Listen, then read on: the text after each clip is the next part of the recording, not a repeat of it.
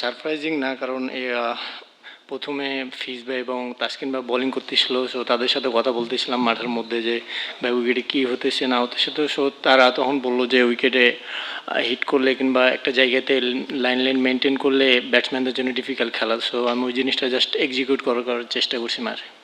আসলে first of all আমি সবসময় টিমের জন্য চিন্তা করি যে আমার কাছে আমার টিম কী চাই, ওই জিনিসটা আমি আমার সর্বোচ্চটা দিয়ে সবসময় চেষ্টা করি। তো আমি জাস্ট তখন একটা জিনিসই চেষ্টা করছি যে কেমনে এই জিনিসটা, আমি তখন উইকেট পাচ্ছিলাম এবং তখন হচ্ছে আমার বোলিং তাদের জন্য খেলার সমস্যা হচ্ছিলো। তো আমি এই জিনিসটা লং টাইম কন্টিনিউ করার চেষ্টা করছিলাম।